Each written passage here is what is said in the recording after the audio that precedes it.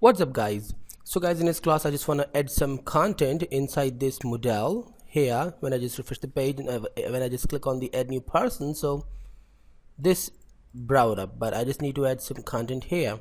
And what is the content I need to add? I just need to add the name, actually the form where I just can I'll be able to put the name, the email, the contact number, the notes, whatever you want according to your need. It is a simple user management system, or you can see that the person management system. I'm just maintaining the records, the very basic records of some people.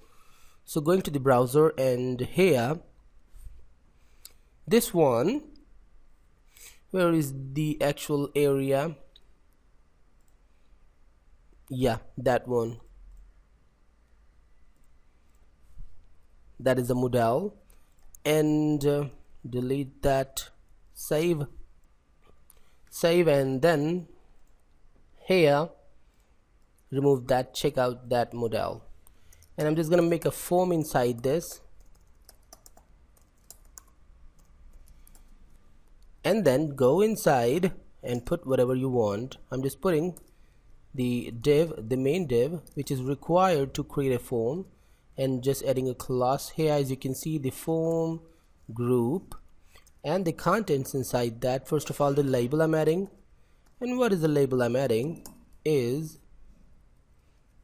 let's just add name, and then you know that I just need an input here, the type for the input, the text, cover, and then the next one, the last div, okay, the another class, the form group again, and the next label here, and here the next, what is the next element here? The name, the email, sorry, the email. So press enter, and the input type email, or yeah, make it email, no issue. And then just okay, leave that for now. You'll just fill up the data, but right now just leave that. The next one, another form group,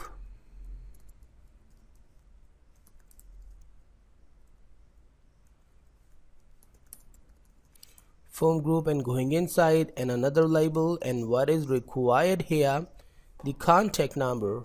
So let's just add the contact number here, the contact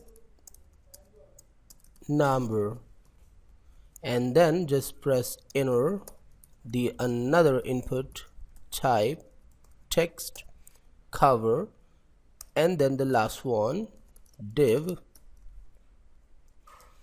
and the class here, form group. Save, and I'm just going inside the label, and there the notes, duplicate, sorry, not the duplication, the input type, text, text, and then save. Well, there we just don't need the input. We can, if you just make the text area, that will be super perfect. That would be super perfect. So I'm just making the content in the text area. So just refresh the page and check that out. Oh, first we need to refresh the page. I just forgot to refresh. Now everything is fine, the button is there. In fact, we're just getting the content, but where is the whole data? That means something is missing. Yeah, exactly. Cover that up, and now save, and everything will fine. Refresh the page now. All these things are there, and click on the content, add new person. So this is looking like that. So what more we need to do here? This is a form group, and here we need to add the class of the form control, as you know, the form control. So save, and there also the same class, the form control. And for the next one, I just need to add the class of form control. And for the last one,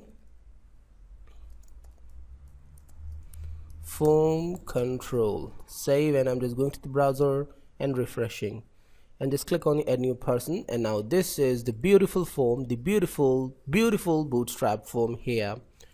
So what more we need to do, just click on close button. The submit button is really important. So just after that note, I'm just adding the